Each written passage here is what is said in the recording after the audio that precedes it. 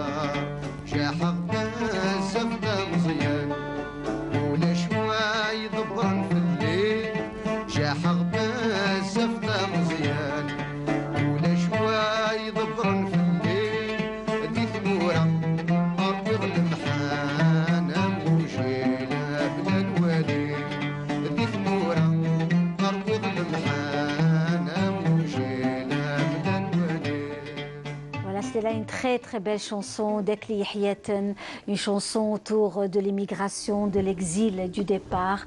Encore une fois, marhaba bikoum ya al-habab et ravi de vous retrouver parmi nous dans notre émission Touhacht Bladi tous les dimanches après-midi. Nous sommes dans cet espace autour de belles choses qui se font en Algérie par des Algériens et c'est aussi une fierté. Alors avec nous, n'est-ce pas, Fadela Lebdjaoui qui est artiste peintre plasticienne et qui s'est retrouvée dans ce monde par amour de l'art. Et ça a été aussi pour vous une sorte de thérapie, Fadela. Oui, oui, c'est sûr que quand on peint, je pense qu'on transmet des messages. Ça, c'est sûr que voilà, on a des ressentis, on a des vécus, on a des... C'est notre parcours, je veux dire, de vie, hein, qui fait que on a envie aussi de le partager. Oui. Et puis, bon, ça reste quand même une passion. Ça reste une passion, c'est quelque chose qui m'accompagne. Je veux dire, je ne peux pas rester sans rien peindre, ça c'est certain. Tout à fait. Et, alors, justement, Fadela El Bdjaoui, aujourd'hui, on développe aussi donc, les œuvres que vous avez aujourd'hui. En général, c'est de l'abstrait. C'est de l'abstrait. C'est de l'abstrait. Oui, oui. Votre travail, c'est vraiment un voyage à travers beaucoup de rythme et de dynamisme autour de la couleur et du geste. Oui, ça c'est vrai que la couleur est très présente parce que la couleur parle d'elle-même. La couleur a des dégradés, a des...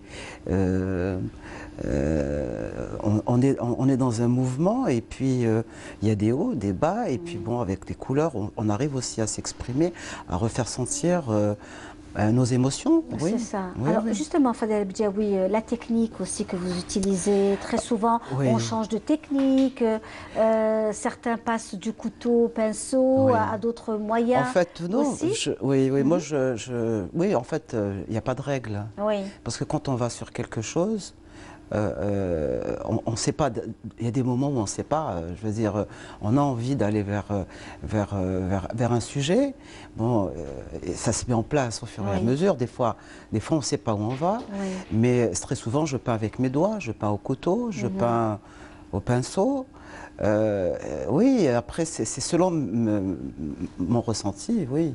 Très bien. Alors actuellement, Fadela El Bdjaoui, vous êtes à l'hôtel Horaci donc pour jusqu'au pratiquement 3 semaines, la fin du mois de mars. Donc là, j'expose donc on a commencé du 28 février au 23 mars. Donc là, donc on pourra inviter le public à venir. Donc, et vous y êtes tous les jours donc au niveau de cet espace où on pourra vous retrouver et échanger avec vous. Absolument. Vos horaires, madame de toute façon, c'est toute la journée, mais... à quelle heure à peu près pour vous rencontrer, pour celles et ceux qui souhaiteraient vous voir? Je pense qu'à partir de 15 h, ce serait plus... Très bien. Ça serait plus... Tous les jours à partir de 15 h. Absolument. Donc, en tous les cas, merci. D'ailleurs, il y a eu hier une dame qui justement... fait de la peinture et donc elle m'a demandé justement comment faire telle ou telle technique. J'ai dit voilà, il faut faire ceci, il faut faire cela. C'est au niveau donc de la feuille d'or, parce que je fais aussi beaucoup avec la feuille d'or. Et puis bon, voilà, mais moi je suis ravie parce qu'il y a quand même, ça se développe bien chez nous, je veux dire.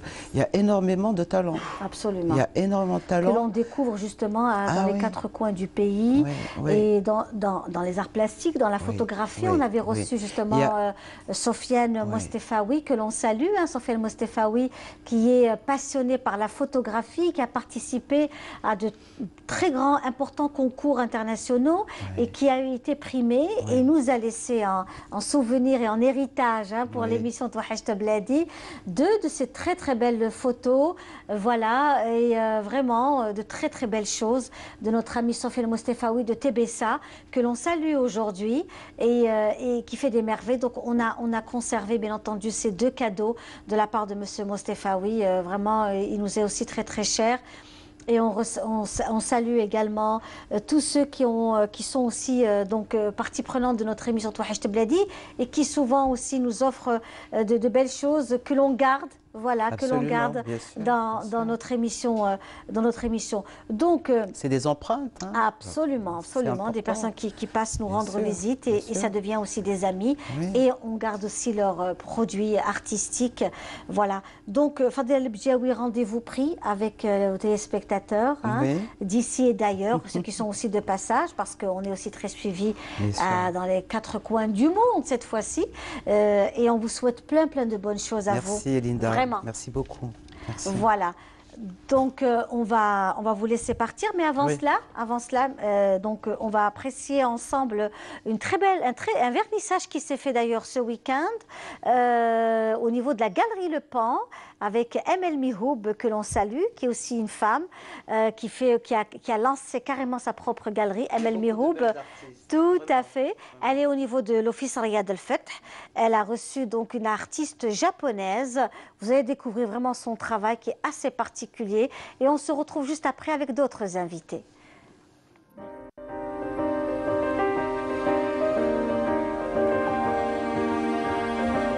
À la Galerie Le Pan, la lithogravure est à l'honneur. Le soleil se lève à l'ouest. Une exposition signée par Mayuka Wakai.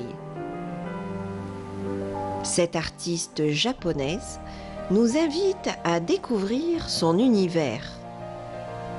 Un univers où passion, patience, précision et minutie sont en bonne communion. De l'atelier à la galerie, des œuvres d'art qui accrochent le regard. Des œuvres qui s'offrent un éventail de supports et outils de travail. La gravure, une technique artistique où l'artiste cherche la belle empreinte. Je réalise des gravures sur une plaque en cuivre et je transcris sur du papier des images gravées. Comme technique, j'utilise en général le letching, c'est-à-dire l'eau forte. Je dessine l'image sur la plaque tout en utilisant le burin et un liquide chimique acide, d'où le tirage de plusieurs images. En Algérie, je pratique plutôt la technique monotype. À l'École supérieure des beaux-arts d'Alger, on a mis à ma disposition une presse. Avec cette technique, je reproduis une seule image. Dans cette exposition, vous allez retrouver les deux techniques artistiques.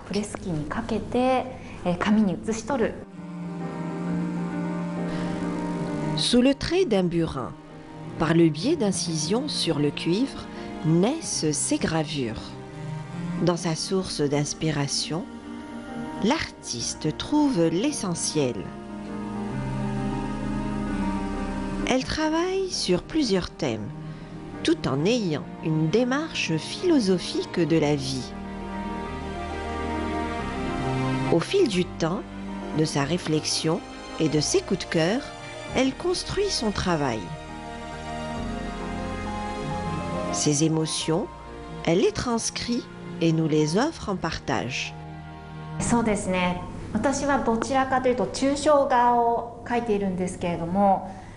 Dans cette exposition, il y a des travaux réalisés au Japon, en Algérie et en France. Je ne suis pas dans le réalisme.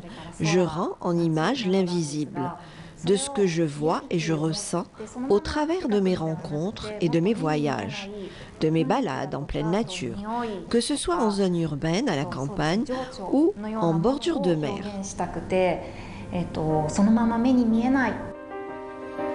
Cet artiste graveur est diplômé de l'Université d'art de Nagoya et de l'École supérieure des beaux-arts de Dijon. À son actif, des expositions personnelles et collectives au Japon, aux États-Unis, en Allemagne, en France et dans d'autres pays. Son travail, il est vraiment très fluide et très transparent. Déjà, même quand on remarque dans ces toiles avec de la peinture à l'huile, on sent qu'il y a une technique différente par rapport aux toiles qu'on voit d'habitude. Et son travail, c'est très minutieux, c'est très petit. Là, on voit par exemple le café, là, le tableau du café, on voit très bien les graines de café. C'est que pour faire un travail pareil, il faut être très patient, très minutieux. Son univers est nourri de ses racines, bien ancrées dans sa culture, de ses voyages et de ses rencontres. Et quoi de plus agréable quand l'esprit, la main et le cœur travaillent ensemble.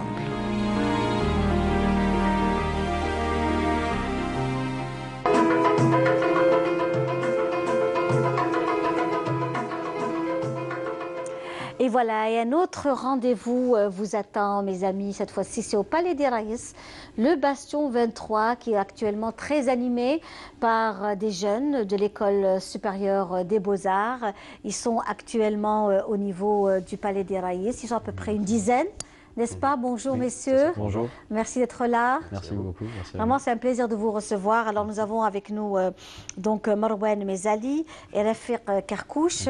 Bonjour, merci d'être là et merci d'avoir accepté notre invitation. Merci pour Nous savons l'invitation. que vous êtes en plein travail, exposition Oui. actuellement. Oui. La première question que je voulais vous poser, c'est est-ce que vous avez assisté au vernissage au niveau de la Galerie Le Pan, de ce que nous venons de voir le reportage Oui, sur effectivement, l'artiste on y était, japonaise? hier Oui. soir. On a eu Mhm. l'occasion On a- de discuter. D'ailleurs, on l'a déjà vue à l'école. Donc elle venait pour travailler. Donc je pense que la moitié de ses œuvres ont été réalisées à l'enceinte de l'école. Alors, je pense qu'elle s'inspire aussi beaucoup du graphisme, c'est ça? Oui, Dans la elle a- gravure, elle est dans la gravure. Exactement. C'est ça, c'est une technique totalement à part C'est qui nous ça. permet d'obtenir des résultats Oui. très beaux et très D'autres variés. effets. Voilà. J'ai été à son expo également, donc, et j'ai vu vraiment son travail qui est fabuleux, beaucoup d'humilité aussi dans ce qu'elle fait. Et puis, j'ai trouvé également qu'il y avait de l'humilité, beaucoup de simplicité et donc de beauté, forcément, n'est-ce Oui. pas? Et puis surtout qu'elle aborde des thématiques totalement nouvelles qu'on ne voit pas souvent ici. Voilà, telles que le temps, je crois, la mer. Voilà. Donc j'ai bien Ouais. aimé surtout les thématiques qu'elle aborde. Ah, d'accord. Voilà, ça va loin. non. Oui, oui. Et là, justement, puisqu'on parle de ça, de toutes ces œuvres, vous-même, donc, vous êtes donc en 3e année C'est ça. hein, à l'École supérieure des beaux-arts d'Alger. Peinture, Oui, oui. peinture. peintre Qu'est-ce qui a de fait que vous formation. avez envie d'être dans ce monde des arts plastiques? La peinture, notamment. Ça commence dès le plus jeune âge, je pense, avec des simples petits gribouillis, des dessins qu'on fait peut-être en classe, peut-être à la maison. Voilà. Et puis quand Chua vient, après avoir eu son bac, voilà. Donc ça vient vraiment direct. C'est comme une évidence. Oui, On a envie de faire ça et voilà, on s'y lance. C'est peut-être pas évident, mais c'est ça la vie. Et puis, oui. Eh ben, c'est génial. Et nous avons avec nous donc Rafiq Karkouche, qui est, vous êtes designer Oui, moi, je suis dans en le design aménagement. Design aménagement. dans C'est tout ça. ce qui Donc, concerne, qu'est-ce que le design aménagement? le design aménagement, c'est tout simplement l'optimisation de l'espace et L'architecture d'intérieur? et pas que. C'est de l'architecture d'intérieur, mais on intervient aussi à l'extérieur, comme dans la conception des parcs et Oui. des places publiques, par exemple. Donc on est un peu urbaniste à la fois. Voilà. Et en même temps, ça nous empêche pas de toucher à tout ce qui est plastique. Oui. La preuve concrète, hier on a exposé au Bastion 23, c'était que des œuvres plastiques, c'était pas du design. Oui, oui, C'était oui. plus art plastique. Et il y avait aussi beaucoup d'installations. Exactement, il y avait Des des installations. installations, oui, il y avait des sculptures aussi. Vous-même, vous êtes dans l'installation. Alors moi, est-ce j'ai que pas vous êtes- exposé d'installation, j'ai D'accord. juste exposé des aquarelles et un tableau à l'acrylique. Combien d'heures? Voilà. 5 aquarelles et une toile acrylique. Et vous êtes où exactement? Vous avez occupé quel espace au niveau du Palais des Raïs? c'était Palais 17, je crois. Oui. C'est ça. Je crois. C'est Palais 17, donc le rez-de-chaussée et le premier étage. Voilà, On les avait différentes tout pièces. Voilà. l'espace à notre disposition. Et c'est votre première exposition? Ce n'est pas la première, pas pour moi en tout cas. Oui. Non, c'est pas la Non, première. c'est pas la première, D'accord. mais Aussi importante, on va dire. c'est ça. Aussi Oui, importante, parce aussi que quand même, importante. on salue aussi le commissaire de l'exposition, M. Amal Meziani, Exactement. que l'on salue, qui est un vieil ami de route depuis combien d'années. Amal Meziani est toujours proche des jeunes et des jeunes générations, c'est très Oui. bien. Oui. Il vous enseigne à l'école? Il est avec vous dans le... Non. Non? Non, Il nous a c'était un sollicité à ancien travers, prof au Beaux-Arts. C'est un ancien prof aux Beaux-Arts, oui. Maintenant, il n'est plus prof aux Beaux-Arts, mais il est quand même là à essayer de booster les jeunes, à leur donner envie de travailler. Oui, oui. Voilà. Et je Ça fait comprends vraiment qu'aujourd'hui, c'est vraiment important pour vous. Est-ce que vous pensez que ce que vous faites, il y a un engouement de la population? Bien sûr, forcément, ça commence à changer. Mais je crois que même avant, c'était comme ça. Mais là, avec les réseaux sociaux, avec les différentes formes de communication qui se diversifient de plus en plus chaque jour, ça devient de plus en plus facile d'être exposé, d'avoir une visibilité, même si peut-être on n'expose pas forcément dans des galeries, mais voilà. Mais le Bastion 23 est un espace prestigieux, hein, donc c'est un honneur, croyez-moi, c'est d'exposer. quand même très important d'être au Exactement. Bastion 23. Oui. Le Bastion 23 est un espace classé, monument classé, qui est digne d'un musée. Donc le fait d'avoir exposé l'une de vos premières, parce que ça, on va dire que c'est l'une des C'est ça, premières exactement, grands événements comme celui-ci qui va s'étaler jusqu'à pratiquement la fin de ce mois. Vous êtes ça. une dizaine à peu près. J'avais reçu personnes. aussi des jeunes filles aussi qui sont aussi passées avec moi, donc qui sont aussi dans votre, qui font partie de votre groupe et qui elles aussi sont dans certaines le design graphique, d'autres Doha par exemple, voilà, qui étaient passées aussi avec moi pour présenter un peu le travail des artistes. Est-ce qu'aujourd'hui, à travers votre expression artistique, il y a aussi le message de cette jeunesse? Je pense que rien que le fait d'avoir exposé, d'avoir montré aux gens, regardez, voilà ce que la jeunesse est en train de faire en ce moment, rien que ça pour moi c'est un message, rien que l'événement en lui-même. Oui. Donc sans parler des thématiques abordées, différentes thématiques abordées par les 11 exposants. Oui. Donc voilà. Et il y a beaucoup de choses à dire. Vous-même, vous êtes présent à l'expo, donc vous êtes présent tous les jours. Comment vous relayez? Parce qu'en fait, ce sont aussi des questions pratiques pour ceux qui souhaiteraient venir vous voir. Donc, comment que... Si ça pourrait y être tout un mois, je pense que c'est compliqué, surtout avec les études en parallèle et peut-être d'autres activités. Mais on a pensé à s'alterner et qu'il y ait en moins un ou deux personnes qui avaient exposé voilà, tout au long du mois. Et on s'alterne et on essaie d'être là au maximum. Voilà. Après, le monde est petit, les gens peuvent toujours nous contacter par les réseaux sociaux et nous demander d'être présents juste pour leur expliquer les œuvres. Et voilà quoi. Et vous, donc vos œuvres, est-ce qu'on pourrait avoir un aperçu sur votre travail? Alors, moi, j'ai donc 5 aquarelles. C'est des aquarelles où j'ai repris des paysages d'Alger, des paysages urbains. Et j'ai une seule toile, une seule peinture à l'acrylique qui est vraiment, je dirais pas abstraite, mais qui sort directement de mon imagination. Donc je suis là à observer, parfois j'ai l'envie de retranscrire directement ce que je vois. Parfois j'ai ce besoin de pousser un peu la réflexion et d'essayer d'en faire quelque chose Alger vous passionne? Oui, bien sûr. Vous interpelle? Bien sûr. Tout ce qui est de l'ordre de l'architecture, tout ce qui est... C'est votre ville aussi? Oui, oui. C'est notre ville, c'est quand même une ville qui a une longue histoire, une riche histoire. Et vu que en parallèle je suis étudiant en design, aménagement, et donc je touche un peu à l'architecture. Forcément. Pouvoir allier l'art plastique et l'architecture, c'est quand même un privilège. J'imagine. Et vous, donc, Marouane Mzali, est-ce que le patrimoine, la ville d'Alger vous interpelle dans ce que vous faites, ou vous êtes beaucoup plus hétéroclite Ça m'interpelle bien sûr dans la vie de tous les jours. On est toujours émerveillé de voir l'architecture incroyable de la ville d'Alger. Mais dans mon travail, c'est souvent des thématiques très très vastes, très ouvertes, où chacun peut s'identifier.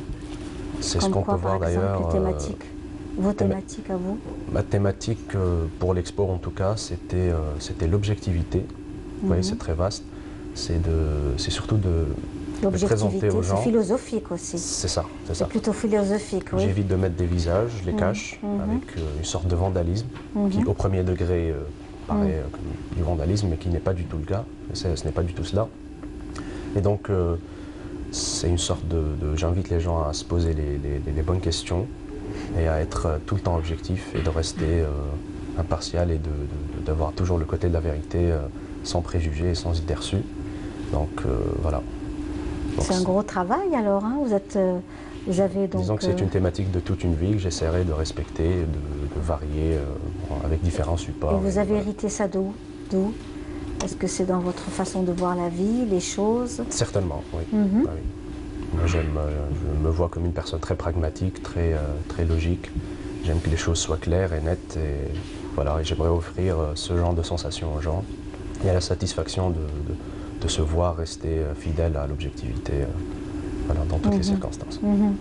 Ah ben écoutez, bravo, hein. Ça fait vraiment chaud au cœur de voir des jeunes de ce niveau, de cette réflexion donc intellectuelle autour de pas mal de choses. Vous allez rester parmi nous. On va se faire une petite pause musicale avec Ahmed Wahbi et on se retrouve juste après avec Shahlet Lahyoun.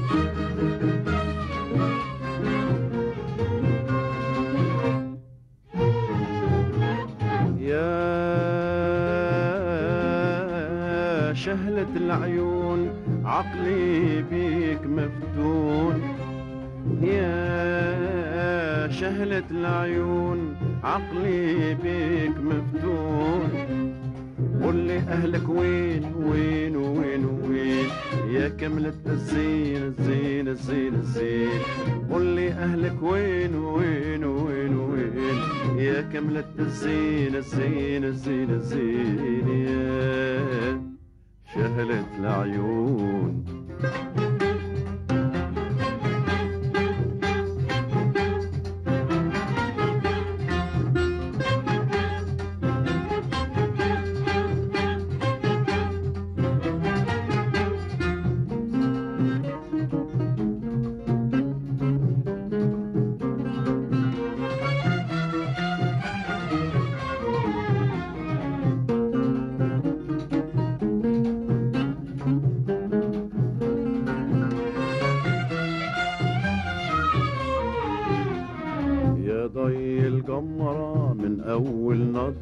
سكنتني جمرة وانا بك ممحون يا شهلة العيون يا ضي القمرة من اول نظرة سكنتني جمرة وانا بك ممحون يا شهلة العيون لو اسمع يطيح وكل افكاري تصيح على جناح الريح من اجلك عني هون يا شهلة العيون لو اسمع يطيح وكل افكاري تصيح على جناح الريح من اجلك عني هون يا شهلة العيون يا شهلة العيون عقلي بيك مفتون يا شهلة العيون عقلي بيك مفتون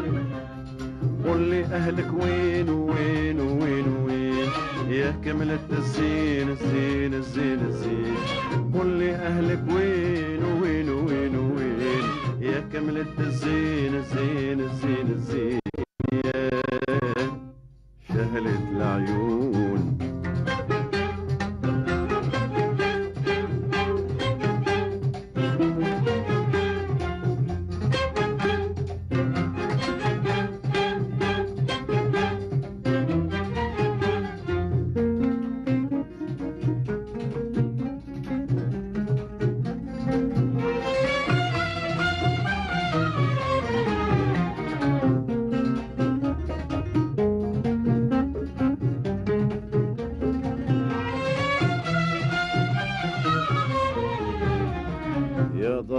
هلالي ومصباح ليالي زاد قوة خبالي وبلا بك كيف نكون يا شهلة العيون يا ضي هلالي ومصباح ليالي زاد قوة خبالي وبلا بك كيف نكون يا شهلة العيون غاب العذاب غاب السعد دق على الباب حبيبتي يا الأحباب الأحباب قبلت لي تكون رفيقتي مهما يكون.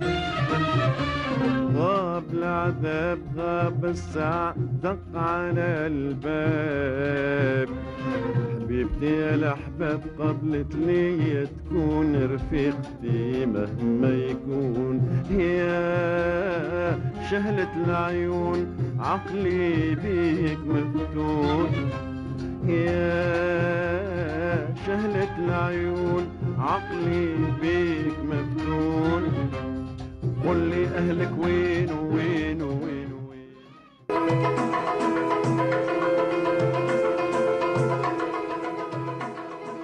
Voilà une très très belle chanson de Ahmed Wahbi, Jahlet Layoun, que l'on vous offre depuis Canal Algérie, notre émission Touhacht Bladi, avec nous des étudiants de l'École supérieure des Beaux-Arts qui actuellement exposent au niveau du Palais des Raïs, donc le Bastion 23, jusqu'à pratiquement la fin de ce mois de mars, avec une belle exposition. Ils sont, on va dire, 11. N'est-ce pas? 11 étudiants, chacun dans son style, son travail. Certains ont une touche philosophique, d'autres plutôt un amour donc acharné par rapport à Alger, à leur capitale. Des installations également faites, et vous êtes donc quand même, c'est assez hétéroclite comme groupe, hein? Vous êtes assez, n'est-ce pas? Oui, vous êtes assez hétéroclite parce que bon, j'ai eu le plaisir de rencontrer un groupe de jeunes filles aussi très dynamiques et qui ont aussi une autre vision des choses. Vous êtes complémentaires ou différents? Ça va un peu dans tous les sens, et c'est ce qui fait la richesse de ce genre d'exposition et de l'école elle-même et toute la formation et du cursus. Oui. C'est que chacun a des expériences différentes à faire ressortir et on se les partage, on se les emprunte parfois même. Et voilà. Oui. Et est-ce qu'aujourd'hui, au niveau de l'École supérieure des Beaux-Arts, qui est une entité, hein, qui est une école de référence, hein, qui a vu sortir donc, de cet établissement Mesli, Issiachem et tant d'autres, aujourd'hui, est-ce que vous arrivez à avoir des enseignants qui sont aussi des mentors, vous inspirez de leur vie artistique, des modèles? C'est important d'avoir des modèles dans la vie. Hein? Oui. Il y a des profs qui sont des modèles pour nous, forcément. C'est pas tous les profs qu'on... Non, écoutez, voilà. on ne va pas s'inspirer de tout le monde. Les profs eux-mêmes ont des sensibilités différentes. Voilà, on a un prof ou une, deux maximum, où on peut vraiment s'inspirer, qu'on puisse aussi... quelque part cheminer ensemble, c'est-à-dire vraiment s'inspirer du quotidien. D'ailleurs, c'est souvent des professeurs auxquels on fait appel pour nous encadrer à la fin du cursus dans nos projets artistiques. Oui. Donc c'est justement pour cette complémentarité et le fait d'avoir des qualités communes, des sensibilités communes avec les professeurs en question. Oui. Ce sont aussi des profs qui sont prêts à aider l'étudiant, quel que soit le projet aussi. Hein. Même si c'est un projet qui ne concerne pas forcément l'école, mais il est là à l'écoute de l'étudiant, à essayer de lui donner au final plus d'informations. Voilà. Oui. Et est-ce que pour vous, ce sont plus que des enseignants, c'est des conseillers, c'est des...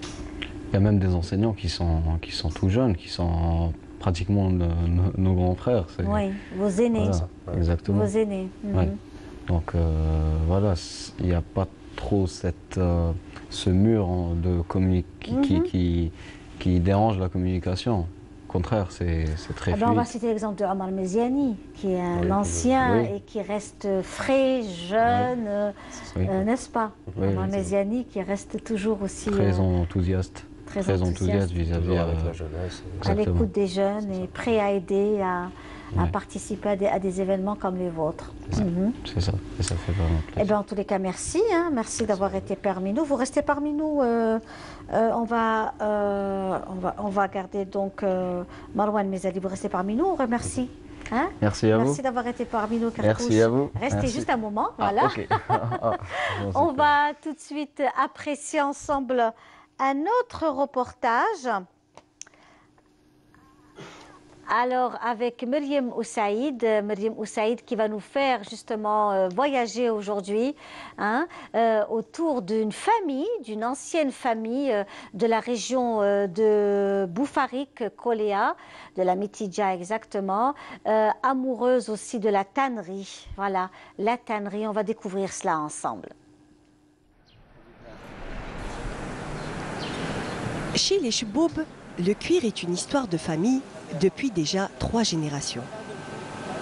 Mon père, il était le premier exportateur de la peau brute et la laine en 1948 vers la France et la Turquie à l'époque.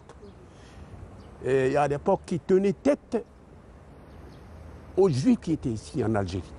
Wallah. Pendant la guerre de libération, peut-être 1954, mon père il a été au maquis. Bon, en 62, on a repris notre métier d'origine.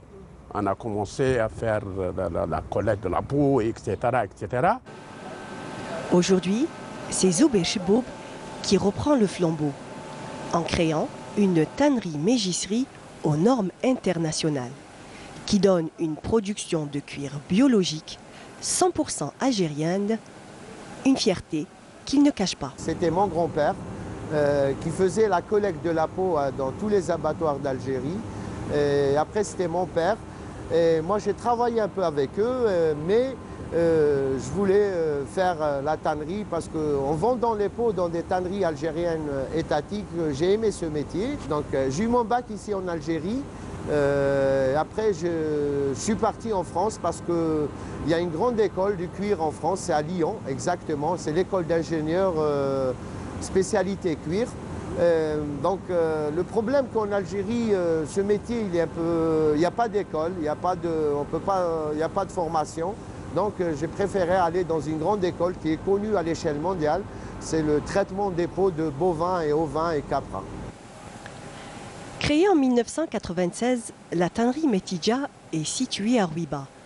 Elle traite les peaux d'animaux tels que le bœuf, mouton et la chèvre, issus de l'élevage local. Nous, c'est tannerie, mégisserie Mitidja. Tannerie, traitement des grandes peaux. Mégisserie, c'est traitement de petites peaux, tout ce qui est ovin, caprin. La première étape, que la peau, elle arrive comme ça, elle est conservée, on met du sel. On fait le premier travail, on fait un lavage, on enlève le poil. Et ça, c'est un travail, on appelle ça la rivière. Techniquement, on appelle la rivière parce qu'il y a beaucoup d'eau. La deuxième étape, c'est l'étape de tannage, c'est-à-dire on va tanner les peaux.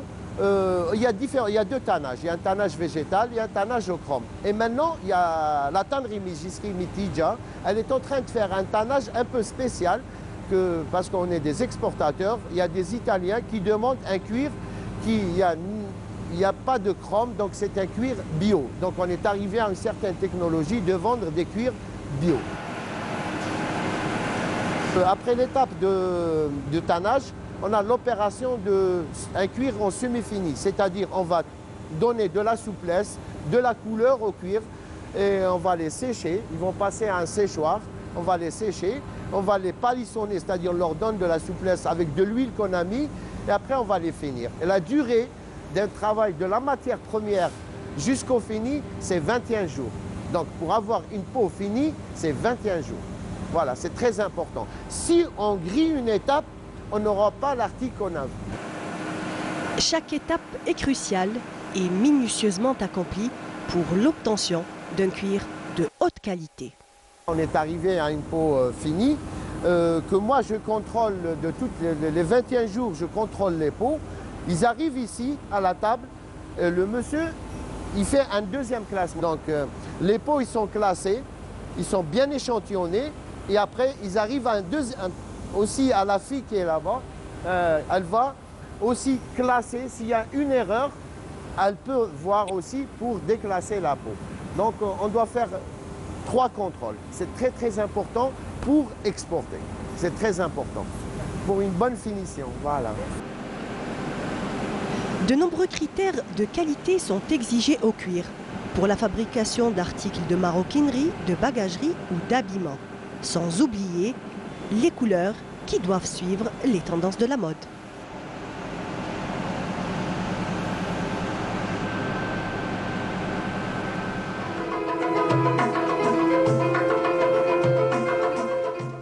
voilà, de retour dans notre émission Touhacht Bladi, toujours avec les jeunes de l'École supérieure des Beaux-Arts. Et nous avons un troisième étudiant. Il s'agit de Fouad Yahyaoui. Bonjour Fouad. Bonjour, merci pour l'invitation. Ça va et vous? Vous-même, vous exposez au niveau du Palais des Raïs au Bastion 23. Oui. Vous êtes vous faites votre spécialité de design, donc aménagement. On avait expliqué un peu avec votre ami donc qu'est-ce que le design aménagement. Donc c'est aussi de l'architecture d'intérieur, c'est de l'aménagement tout simplement. Hein, comment donc aménager à bon escient un espace. Et là, vous aussi, vous exposez avec combien d'œuvres? C'est une installation? C'est ça. Alors j'expose en ce moment quatre œuvres. Oui. Une installation qui est une porte sur laquelle j'ai dessiné dessus et 3 autres peintures. C'est une composition de 3 peintures. Et pour ce qui est de la thématique, j'ai parlé des souvenirs, c'est-à-dire des mémoires qu'on a à travers le concept de la photographie en fait. C'est-à-dire que j'ai essayé de comprendre le fonctionnement de la photo et l'inverser pour en créer un effet plutôt mental. C'est-à-dire que la photographie, c'est le fait de prendre un instant et le geler. C'est ça. Et je fais tout à fait le contraire. J'ai pris l'instant et je l'ai dilué, ce qui a donné un effet flou à la peinture. Donc c'est un peu abstrait, c'est figuratif en quelque sorte. Et qu'est-ce qui vous interpelle, vous, dans votre travail aujourd'hui? Qu'est-ce que vous avez envie de mettre en avant? C'est plutôt le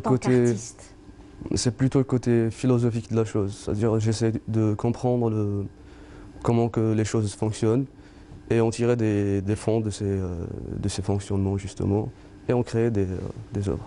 Vous êtes un peu comme Marwan, quelque part. Oui. Hein, un peu complémentaire. Voilà, c'est ça. Qui se ressemblent. Oui. Et ça, c'est aussi important. Donc aujourd'hui, vous êtes arrivé à un âge où on se pose beaucoup de questions. Oui. Hein, sur sa présence, sur sa vie, sur son existence, sur beaucoup de choses. Et chacun exprime ça à sa manière. Et nous, on a choisi une manière peut-être similaire de l'exprimer. Donc voilà, on avance ensemble et voilà. Vous, c'est carrément la peinture. J'ai aussi une installation, une porte. Ah, d'accord. On avait exposé ensemble l'été dernier dans une exposition à Espaco. Oui. Voilà. Donc on a réexposé les 2 portes qu'on avait faites pour l'exposition. Et voilà, on en fait en plus les tableaux, 2 pour moi et 3 pour lui, une composition. Je vais poser la question à vos amis par rapport aux enseignants, l'École supérieure des Beaux-Arts, qui est une école emblématique de l'Algérie et du bassin méditerranéen. Elle a donné des artistes à travers le monde aujourd'hui et des mouvements aussi, tels que le mouvement Aouchem et tant d'autres. Il y en a eu après, donc pas mal d'autres mouvements artistiques qui sont nés. Et vous, aujourd'hui, est-ce que vous êtes inspiré de cette façon de créer un mouvement artistique, de pouvoir lancer aussi un mouvement de votre temps actuel? Bien sûr. En fait, d'ailleurs, le fait de faire une expo qui est contemporaine en Algérie, sachant que c'est quand même rare des galeries qui exposent ce genre de cette filière d'art, c'est-à-dire, c'est quand même quelque chose, c'est-à-dire le fait d'exposer quelque chose qui n'est pas très fréquent. Donc c'est un pas en avant, je trouve.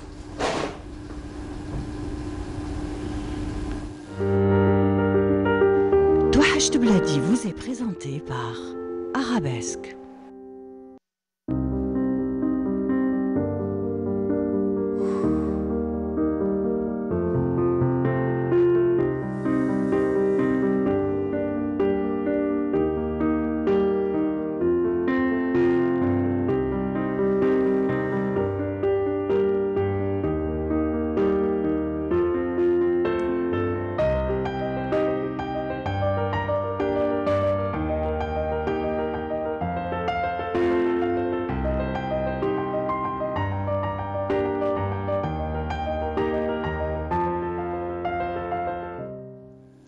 Et voilà, de retour dans notre émission Touhacht Bladi avec nos invités, des étudiants de l'École supérieure des Beaux-Arts d'Alger. Ils sont parmi nous. Alors aussi, savoir également, est-ce que vous avez des liens avec les autres écoles régionales, les écoles régionales? Il y en a donc celle de Azazga, Sidi Blabès, Tipaza, Oran. Oui, Mostaganem. Mostaganem aussi. Donc, est-ce que vous êtes en contact avec ces écoles? Eh bien, Est-ce qu'il y a des échanges? On a déjà eu une première expérience qui n'était pas officielle, c'est-à-dire à l'école. Oui. C'est-à-dire on les a contactés nous-mêmes. Oui. On avait passé, je pense, 2 ou 3 jours là-bas, parce qu'ils ont... À l'école d'Azazga.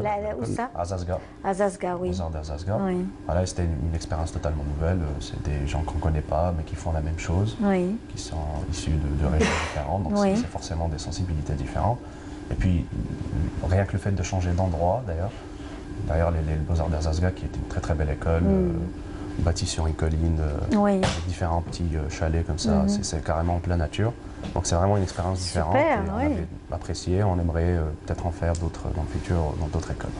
Parce que aussi, il y a celle de Mostaganem qui est aussi connue, enfin toutes les autres régions d'Algérie, hein, donc Annaba également, je pense. Je pense. Ah, oui, Annaba aussi. oui, oui. Donc, et pouvoir échanger, rencontrer les étudiants, les enseignants.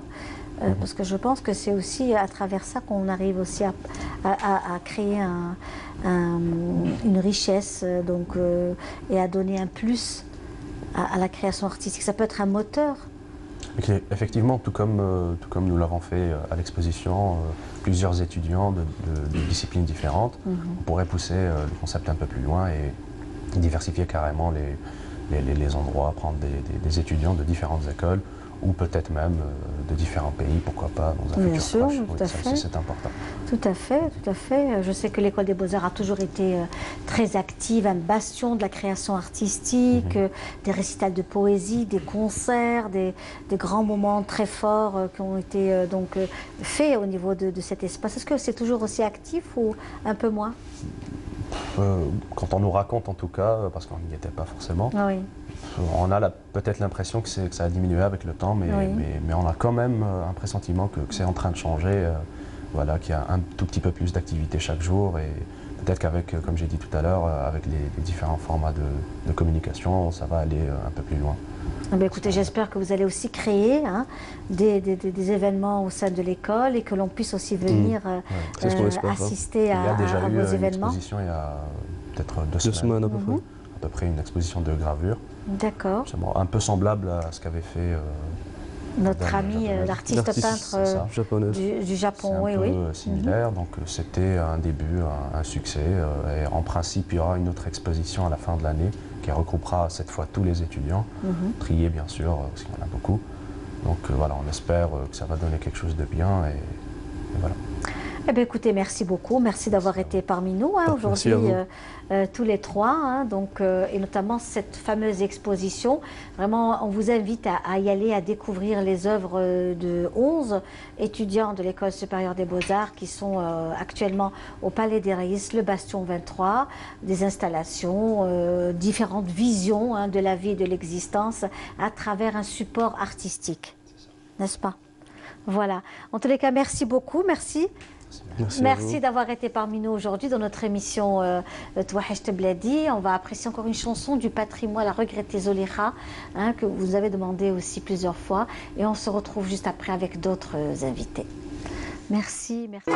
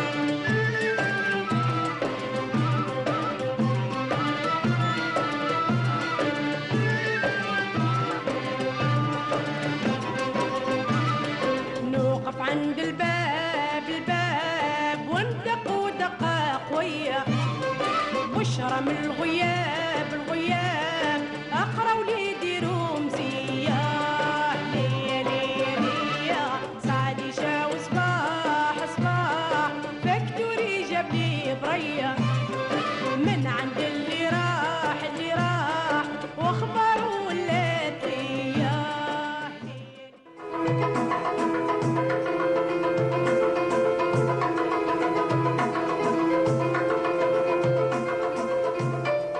Dans notre émission Touahajt Bladi avec nos invités et notamment Madame Badache Zoubir qui est parmi nous. Bonjour. Bonjour Madame. Comment allez-vous? Très bien, merci. Merci de m'avoir invitée à votre émission. C'est un plaisir de vous recevoir justement. Et avec nous Lydia Messaoui, bonjour. Bonjour, ça va? Bien, je vous remercie. Merci d'être parmi nous, vraiment. Merci. Alors, justement, mesdames, vous êtes parmi nous aujourd'hui. Oui, des questions également d'un bel événement qui se déroule actuellement, le Salon du Bijou à sa 3e édition, qui se déroule actuellement au niveau de la galerie Couleur et Patrimoine, qui se trouve à El Biar. Justement, Madame Badache Zoubir, vous êtes venue aussi avec des bijoux assez particulier, il y a du traditionnel et du moderne. Voilà, on respecte un peu tous les goûts, on essaye de satisfaire toutes nos clientes. C'est ça. Parce que voilà, il y a pas mal de clientes qui aiment tout ce qui est moderne, tout ce qui est soft, tout ce qui est sobre, voilà. Il y en a d'autres qui aiment beaucoup plus le chargé, le traditionnel pur et tout. Absolument. Voilà, dans mes modèles, on retrouve un peu de tout, des touches modernes et tout, avec d'autres traditions comme la rihana tunisienne qu'on retrouve avec plein de pierres et tout. On essaie on va voir ça ensemble. Voilà, on essaie de satisfaire tout le monde. Si vous voulez bien, on va suivre ça là tout de suite avec notamment étape par étape les bijoux que vous nous proposez, Madame Badache Zoubir. Là, alors voilà, c'est le collier, le beau collier que tout le monde aime. Voilà, c'est le classique chic. Voilà, c'est le classique chic qui se marie avec tous les styles traditionnels ou modernes, avec une belle robe ou avec koftan, kerepo. Carrément, oui, tout à fait. Absolument, voilà. Avec le bracelet qui est à côté, notamment le bracelet du collier. Voilà, oui, c'est un ensemble en johar, en perles de culture d'eau douce, avec un motif en bronze, incrusté de cristaux. Voilà, 3 rangs, multi-rangs, c'est un collier multi-rangs, voilà, qui habille toutes nos tenues traditionnelles ou modernes. Absolument. Voilà. Alors, on reste dans le classique et dans le traditionnel avec notamment différents sreb. Voilà. Alors, voilà. Donc, la khamsa, très bien. La khamsa aussi. La khamsa, voilà. Revisiter, les magnifiques. Voilà, martelé, revisiter avec des agates montées sur un cerceau, en étant tout fine mais assez imposante quand même comme accessoire. Oui. Voilà, avec des agates, des nuances sur le mauve, le rose, le blanc et tout. Magnifique. Merci. On continue avec le sautoir rose. Voilà. Le sautoir rose, donc, qui est aussi à base de petites perles. Tout à fait. Roses, donc qui est... c'est des agates. Oh, c'est des agates aussi. C'est des agates, voilà, c'est un sautoir.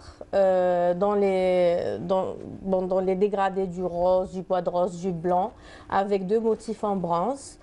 C'est un sautoir qui se porte assez lent. Oui, on a pensé aux femmes voilées aussi. Oui. Voilà, parce qu'il n'y a que les sautoirs libanais. Voilà. Oui.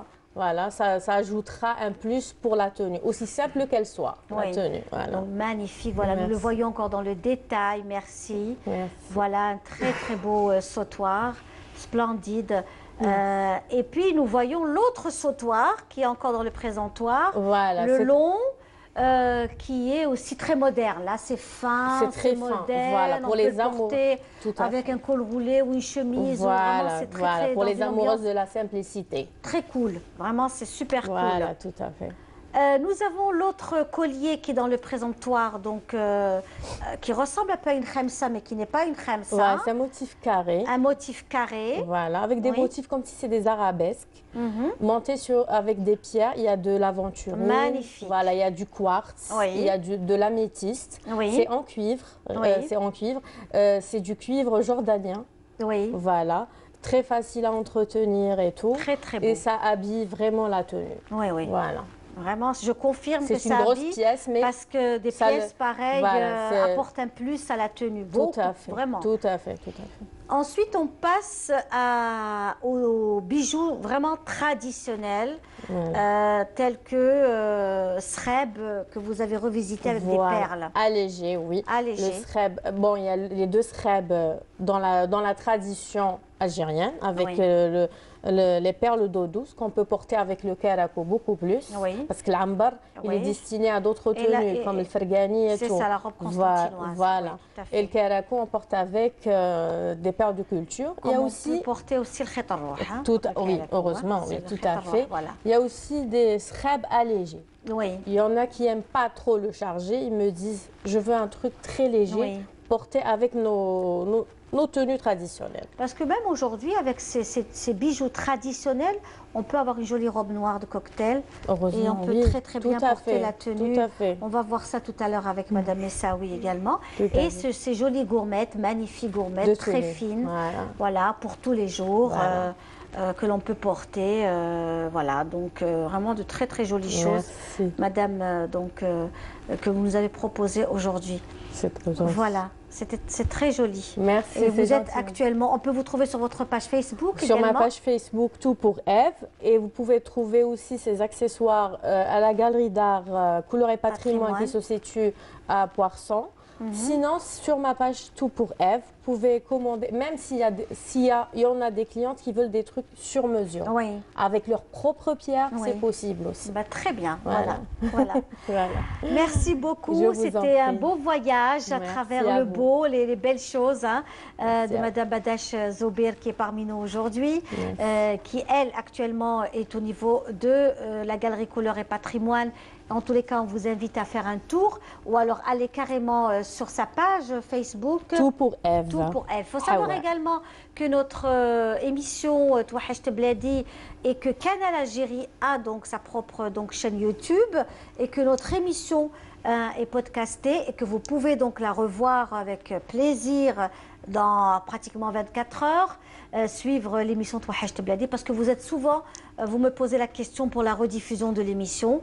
Donc je vous le dis déjà, la rediffusion va se faire ce soir, très tôt le matin, vers minuit, 1h du matin. Par contre, vous pouvez la retrouver sur notre page YouTube de Canal Algérie et voilà, la conserver à vie. Voilà.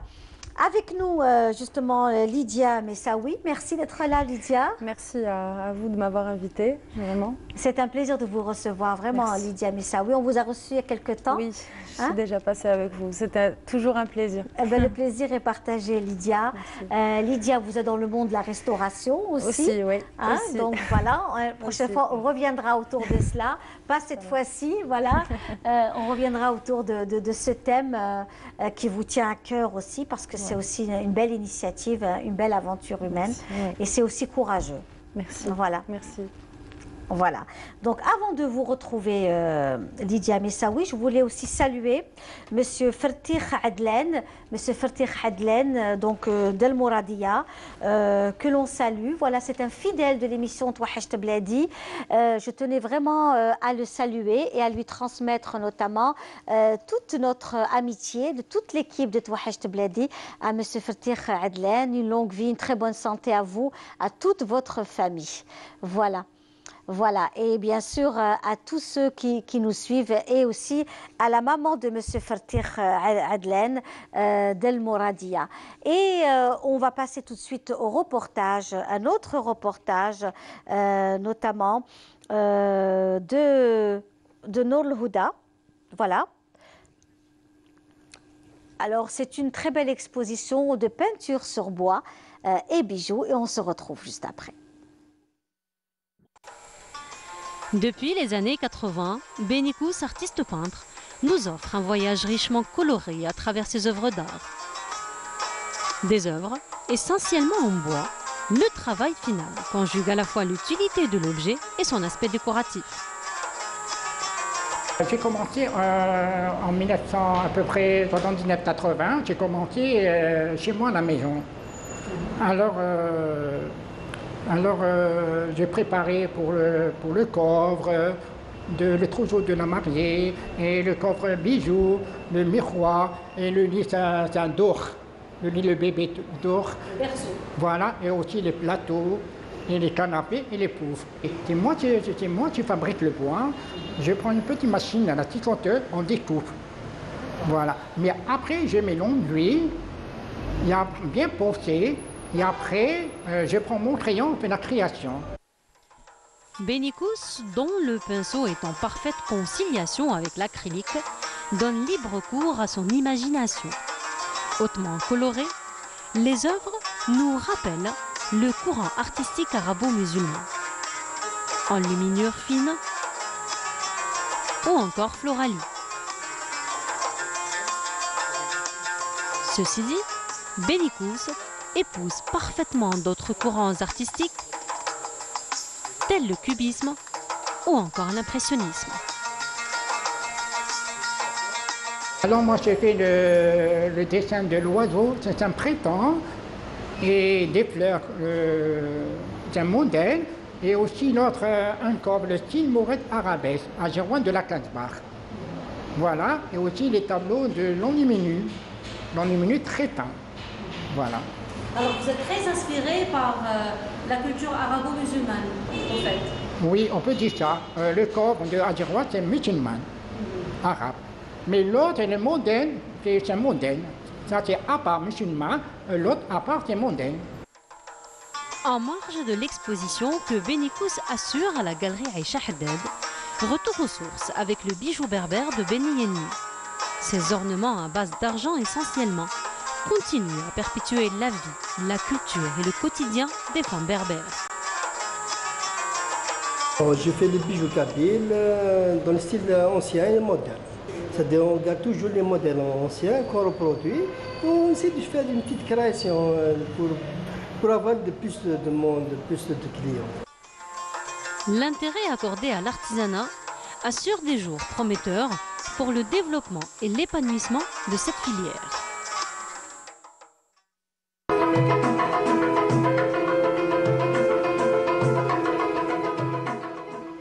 Voilà un très beau reportage de Nour Houda Benzgaou autour de notamment M. Benicous que nous avons connu il y a de cela plus d'une douzaine d'années. On le salue vraiment pour son travail, l'évolution de son travail également, l'amour qu'il a, vous voyez, donc l'amour qu'il a pour le monde de l'artisanat et la peinture sur bois. C'est magnifique. M. Benicous qui a vraiment évolué et on le salue vraiment. Alors on revient à vous, Lydia Messaoui, et à l'amour du bijou. Comment vous êtes retrouvée dans ce monde, En fait, c'est une passion qui est née comme ça de nulle part. Et en fait, mes créations sont très osées. D'accord, donc c'est pas vraiment classique ce qu'on voit d'habitude. Donc, et mes créations sont très différentes les unes des autres. Vraiment, c'est selon mon humeur, selon ce que j'ai mangé, pourquoi pas. Bon, les pierres que j'utilise sont naturelles, toutes. En général, je suis très inspirée par les antiquités, donc les vieux bijoux de plus de 100 ans, 200 ans. En fait, je pioche dans les réserves de ma mère, parce qu'elle a de magnifiques bijoux très anciens, donc des fois elle me permet de toucher quelques pièces. Et donc de là, je fais des créations un peu modernes, c'est-à-dire vraiment de notre temps, donc du 21e siècle. Donc, et on peut porter ça avec des robes vraiment modernes, parce que mes bijoux sont très inspirés par la tradition. Mais je les vois mal portés sur des tenues traditionnelles. Donc vraiment c'est-à-dire qu'ils sont vraiment... Il y a juste un support traditionnel, mais sinon c'est très moderne. Alors on va tout de suite voyager avec notre ami. On s'installe et c'est parti. Donc on va commencer de droite à gauche. Donc le premier collier à droite est notamment le bijou avec à base du très beau... un très beau médaillon berbère, voilà, magnifique. C'est un bout de ceinture très ancien. D'accord. Donc c'est le fermoir d'une ceinture qui a été donc découpé Et de là, on a fait une petite création avec du ambar. Oui. Et même le corail que j'ai utilisé dans cette pièce est un vieux corail. Donc vraiment, d'ailleurs, il est complètement troué. C'est du vieux corail qui date des années 70. Donc voilà, donc c'est du ambar, de l'argent naturel. Oui. C'est pur, c'est-à-dire c'est pas mélangé à de l'acier ou autre. Et donc voilà, donc on a cet esprit d'antiquité et revisité pour en faire un collier donc chic. Et c'est osé, c'est-à-dire qu'il faut vraiment oser pour porter cette pièce. Et, elle est très belle. Voilà, donc au contraire. Et ça sent bon, en fait, ça sent très bon. Ça, c'est du ambar de Constantine qui est fait chez nous. Et c'est la senteur de ce ambar, en fait, est très doux. Il n'est pas agressif. Donc on a l'impression de porter du parfum naturel, on va dire. Voilà. Alors on passe au second présentoir et au premier sautoir avec justement, nous voyons, voilà, c'est ce que nous voyons. Oui, donc ça c'est de l'argent aussi, avec des pierres naturelles. Donc il y a des perles, il y a des agates, du quartz. On suit à travers l'écran, voilà. C'est vraiment artisanal, donc c'est des pièces un peu abstraites, des formes géométriques qui sont faites à la main. Donc là c'est au martelé, donc c'est martelé. Et c'est de l'argent aussi, mchelel, donc c'est de l'argent mchelel bedhab, je ne sais pas comment dire, rincé dans l'or. Voilà. Et donc on a toujours la petite touche traditionnelle qui vient de la région de Batna, voilà, de l'Est algérien. Et ça fait un sautoir donc un peu moderne et avec ces petites touches traditionnelles pour. Et est-ce que vous avez été formée? Vous êtes retrouvée dans ça? Non, du tout. Aucune formation. Enfin, je suis autodidacte, donc j'ai appris toute seule avec des pinces. Et le tour est joué. Voilà. Vous devez être très habile de vos mains alors. Oui, ça s'apprend. Ça s'apprend. Si on n'est pas artisanal, on ne peut pas faire ce genre de métier, impossible. Tout à fait. Ça s'apprend et c'est beaucoup de recherche aussi. Beaucoup de recherche. C'est-à-dire si on a la chance de voyager dans le pays, donc il faut vraiment le faire quand on est dans ce métier pour essayer de collecter toutes les différentes culture, dans le bijou pour s'inspirer. Il faut se déplacer, il faut aller à avec ce fameux sautoir, voilà, très très joli. On passe au troisième sautoir, voilà, à côté. Donc, toujours avec du sreb. Exactement. Alors là, c'est pas. Donc, ça, c'est de la pâte de ambar qui est carrément sculptée. Donc, j'ai sculpté une khamsa, voilà. Magnifique. Comme on voit. Et vous avez la fibule shawi juste au-dessus, c'est en cuivre. Donc, qui est retournée complètement et de là, avec une petite agate, donc la petite boule noire, c'est une agate. Et ça fait le médaillon en fait du sautoir. Les boules noires, là, c'est des agates, c'est des onyx en fait. Et avec quelques touches de ambar pour rappeler le parfum et le traditionnel en fait. Donc voilà, c'est une pièce très, très moderne qu'on peut porter tous les jours avec un chemisier. Et puis il y a la petite touche traditionnelle aussi qui nous rappelle nos traditions. Donc c'est très important pour moi. Très important. Bien sûr. Donc toutes mes créations sont très osées et toutes un peu traditionnelles. Il y a toujours un truc. Une touche de chez nous, bien de chez nous. Là alors c'est aussi très joli, c'est très léger, c'est très fin. C'est de la pierre de lune. Donc c'est plusieurs pierres attachées individuellement, ça prend beaucoup de temps. C'est pour ça qu'il n'est pas très très long, parce que sinon on passerait des semaines à enfiler toutes les petites pierres. Donc c'est vraiment de la pierre de lune naturelle, donc aucune transformation ni rien du tout de cette pierre, avec la petite touche constantinoise très très soft. Voilà. Très très léger aussi, donc c'est fin. Donc dans mes créations, il y a soit des pièces lourdes ou bien il faut toujours faire des pièces très légères Parce qu'il y a des femmes qui, comme elle a dit, qui préfèrent porter des pièces fines. Donc, alors, voilà. nous avons aussi d'autres pièces, notamment des petits bracelets très fins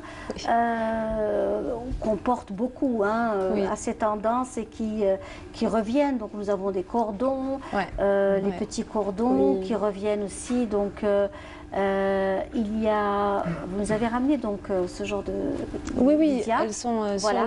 sur le petit coussin. Justement. Donc là, on est sur du rubis de deuxième choix. Sinon, ça coûte excessivement cher. Bien sûr. Et de la citrine naturelle. Au niveau de la khamsa qui est coupée au laser. Donc c'est ça. On est toujours dans de l'argent en fait. Bien sûr. Je travaille beaucoup avec de l'argent. Bon, du cuivre aussi, c'est une matière aussi que j'adore. Mais principalement, je travaille avec de l'argent. Alors, il y a aussi des colliers berbères posés sur la table. Toujours des antiquités, comme le collier avec les petites khamsa chaoui. Alors, c'est des khamsa qui sont très, très, très anciennes. Vraiment très anciennes. Voilà, c'est ce que nous voyons. D'ailleurs, ça se voit, en fait. C'est vraiment... C'est des khamsa que j'ai trouvés, bien sûr, chez ma mère, qui les a achetés à l'époque là où on trouve tous les bijoux anciens. D'accord. Et donc voilà, c'est une pièce magnifique, en fait. Il y a de la citrine, de la turquoise et de l'onyx dans cette création. Voilà. Et puis on retrouve toujours le ambar dans les autres sautoirs, un peu avec les... Vraiment, c'est des créations très, très fluides, très légères. Donc c'est vraiment différent de ce qu'on trouve. Et est-ce que vous êtes beaucoup plus sur le collier et les petits bracelets ou alors dans les boucles d'oreilles, les bagues? Parce que bon, j'ai l'impression que maintenant, il y a une sorte de spécialisation, collier, sautoir, ou alors bracelet, boucles d'oreilles, médaillons. Oui, en fait, moi, je touche un peu à tout. Oui. Et tous les bijoutiers en fait devraient, tous les artisans. Voilà. Et vous-même? Oui, moi-même, je fais des boucles avec des pierres naturelles et tout. Il y a les plus travaillées, il y en a les plus simples. Comme on a dit, il faut toujours suivre, satisfaire un peu tous les goûts. Voilà, tous les goûts. Il y en a qui n'aiment pas trop le clinquant et tout. Des petites choses assez discrètes.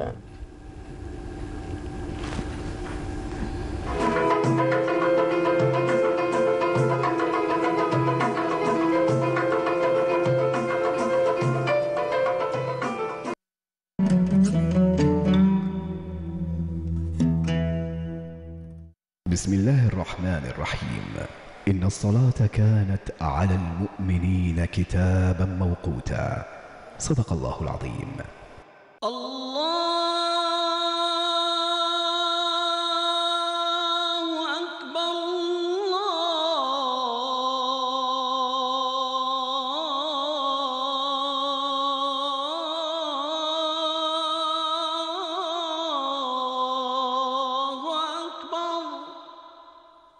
أشهد أن لا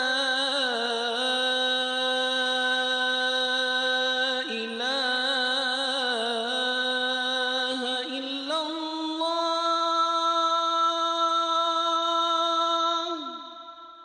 أشهد أن لا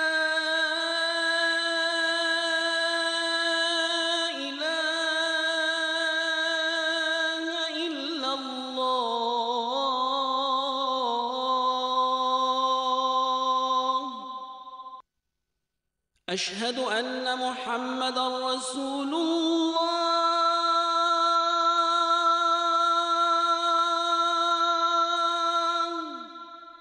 أشهد أن محمدًا رسول الله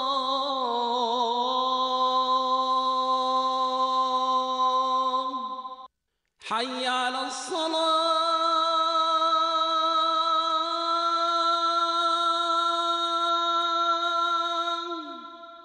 حي على الصلاة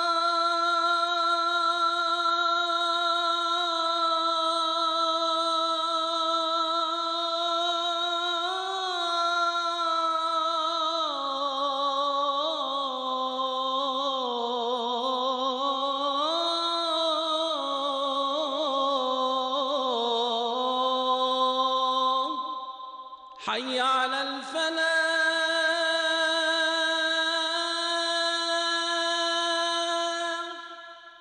حي على الفلاح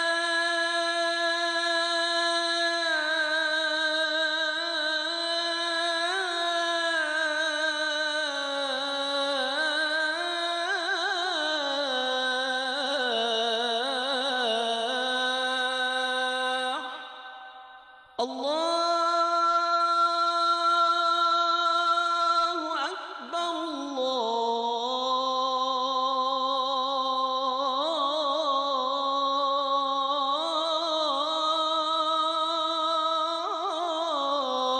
الله أكبر لا إله إلا الله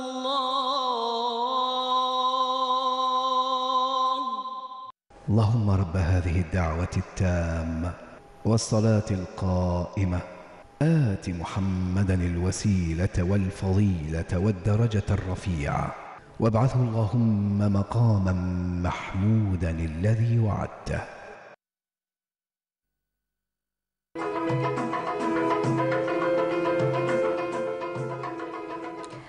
Et voilà de retour dans notre émission Touahecht Bladi en direct de Canal Algérie avec nos invités puisqu'on finit en beauté notre émission autour du bijou.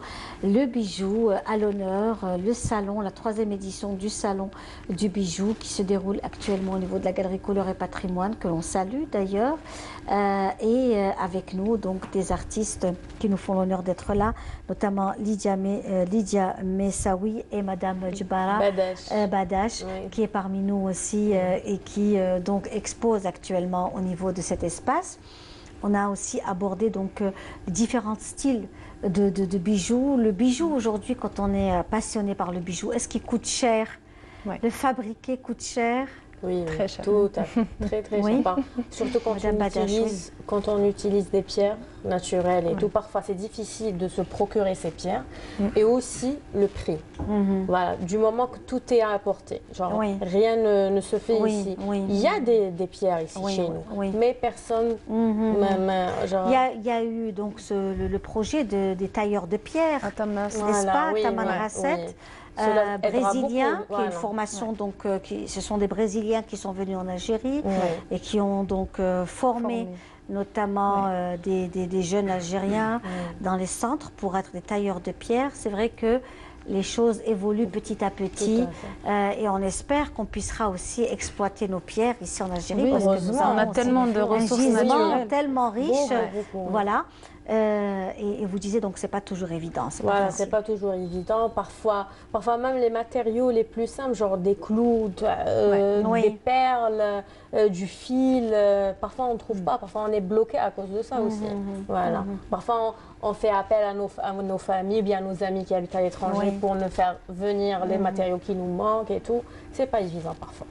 Et c'est de la patience, surtout, du courage. Hein. Sûrement pour la demoiselle aussi, on ne compte pas nos heures. Parfois, quand on commence, on ne sait pas à quelle heure on termine.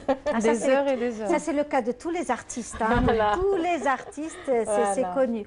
Alors, Lydia Messaoui, nous avons une autre magnifique pièce aussi, une pièce berbère également. Très très belle, revisitée. Toujours dans le traditionnel, donc c'est une vieille pièce aussi qui a à peu près des années 70, qui a vieilli avec du corail et de l'émail. C'est une pièce authentique donc, qui vient de la région de Kabylie. Oui. Et donc le collier, c'est pas un sautoir, c'est un collier assez court.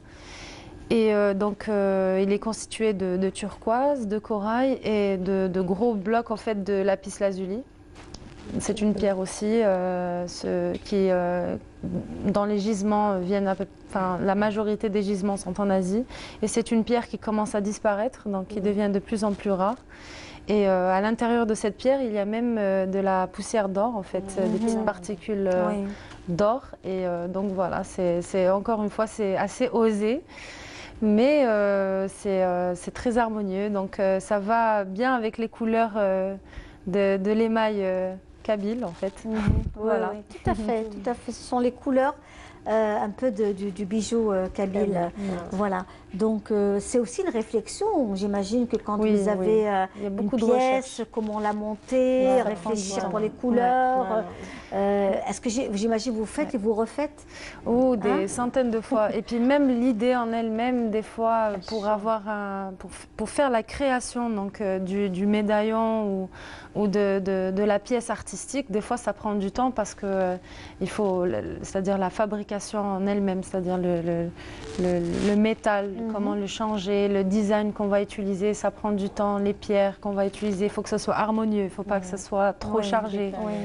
Voilà, donc c'est toute une réflexion, beaucoup de temps. Des fois, une pièce, on peut rester dessus 3 jours à l'aise. C'est clair, c'est clair. Parfois, quand on commence un modèle, on a une certaine idée. Après, au cours du travail, on change complètement le modèle.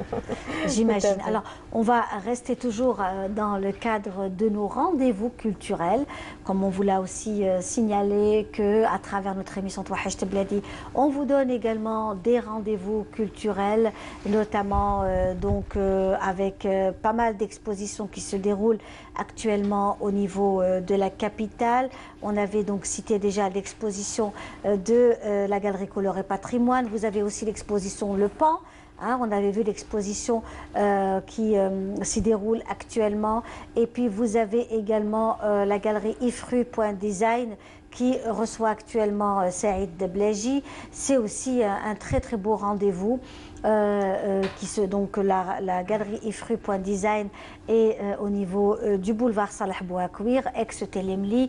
Vous allez découvrir donc les œuvres de monsieur donc Saïd Deblaji que l'on salue également. Et puis vous avez également, sans oublier Nessima Chaben qui donne rendez-vous à son public au niveau du centre culturel algérien à Paris ce soir. Donc ce sont aussi de très beaux rendez-vous que l'on vous propose à travers notamment les activités culturelles et artistiques au sein déjà de la capitale, mais on va revenir aussi à d'autres rendez-vous des autres donc capitales de l'Ouest, de l'Est également et du Sud, pourquoi pas, pour être toujours d'actualité concernant les rendez-vous culturels qui se font à travers le territoire national, mais pas que, puisque vous êtes très nombreux à nous suivre au Canada, aux États-Unis d'Amérique, en Europe, en France plus particulièrement, et à découvrir aussi les rendez-vous culturels qui se font là où vous êtes par des Algériens et pour la communauté algérienne établie dans le pays hôte. Donc là, je pense que c'est aussi pour nous très important. Je remercie également cet espace et aussi un espace convivial. Nous sommes en après-midi. On remercie également Madame Hadjira Khiyar et la pâtisserie La Rose Magique pour ces bonnes qnidlettes, donc les gâteaux traditionnels algérois, bien de chez nous, que l'on vous offre ici à partir de Canal Algérie et de l'émission Touahej Bladi. Je le disais également, nos invités sont là et pour vous aujourd'hui, chers amis, donc la touche algérienne, pour ne pas aussi devenir amnésique, parce que c'est aussi important d'aller dans une certaine modernité et d'oublier d'où nous venons et ce que nous sommes. Donc la touche, que ce soit dans le vêtement, dans le... Exactement. C'est important. C'est important, très important. Parce que c'est tellement beau ce qu'on a comme patrimoine. Il faut toujours le rappeler, toujours le réutiliser, de sorte à ce que la jeunesse puisse être fière de ce patrimoine et de le porter fièrement, même si c'est dans des bijoux ou dans le vêtement. Il faut que ça reste. Vous avez une très jolie veste. Merci. Alors, c'est de fait qui? par une artisane. Nous, on veut tout savoir dans notre émission. Là, c'est comme ça. Moi, je lâche rien. C'est une artisane de Tougourt qui s'appelle Linda. J'ai pas son nom de famille. Très jolie. Mais elle expose dans toutes les expositions aussi au niveau d'Alger. Elle a exposé récemment au Sofitel en décembre. Donc on a beaucoup d'artisans comme ça qui font du moderne, des détails enfin des modèles très modernes, mais avec cette touche de traditionnel qui est très voilà, même le tissu est magnifique, doux, hein, vraiment, c'est un exactement. tissu. On a l'impression que c'est un tissage. C'est ça. Donc vraiment, c'est vraiment très joli à voir, cette très jolie veste que vous portez très bien. C'est pas hors de prix, hein. Quand on compare avec ce qu'on trouve dans les magasins, franchement, je préfère porter une veste pareille qui a une identité. Hein, c'est une personne qui a donné de son temps Absolument, j'aime beaucoup pour la réaliser. Les boutons, la façon dont les boutons ont été faits. Vraiment, c'est très joli. Vraiment, bravo, voilà, un gros plan, merci. Donc, le travail de cette chère Linda qu'on souhaiterait avoir dans notre émission et qu'elle puisse nous proposer son travail, qu'on puisse aussi voir ce qu'elle fait de Tougourt. Exact. Voilà, on la salue aujourd'hui si elle nous suit. Voilà, il faudra nous la ramener alors. Oui, bien sûr.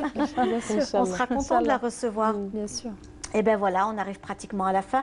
Votre message, notamment en tant qu'artisane, passionnée de ce que vous faites. Alors, je dis à tout le monde, on a une richesse infinie. On a 48 wilayas, on a des traditions, du patrimoine. Il ne faut pas le laisser partir sans se battre. Voilà. On doit toujours faire rentrer dans nos maisons des choses qui nous rappellent nos traditions. D'accord, on aime bien les trucs modernes, mais il ne faut pas oublier d'où nous venons. Voilà, le patrimoine très important. Si on n'a pas de passion, on n'aura pas d'avenir. Absolument, merci beaucoup. Je vous en prie, merci madame. Lydia. Merci Linda. Lydia, merci d'avoir été parmi nous, notamment, c'est de la patience aussi. Il faut s'armer de patience. Beaucoup de patience. C'est bien, c'est une thérapie. Voilà. C'est super. Ça nous vide. Tout à fait. Ben, écoutez, merci beaucoup. Merci d'avoir été parmi nous, mes amis. C'était un véritable plaisir. Donc, n'oubliez pas notre chaîne, donc la chaîne de Canal Algérie, la chaîne YouTube est à votre entière disposition, notamment pour suivre l'émission donc de Touahach Bledi, la page aussi Canal Algérie, la page Facebook de la chaîne également. Et on se fera un plaisir vraiment, pourquoi pas. Vos propositions sont les bienvenues. Vos propositions aussi de sujets et également de thèmes pour Touahach Bledi. On se fera un plaisir de vous inviter. Merci à vous tous. Et puis également, je salue la maman de notre collègue Zekia, Siamer. On l'embrasse très fort si elle nous suit cet après-midi. Voilà, je vous embrasse. Tahalaouna fil Jazair. Assalamu alaikum.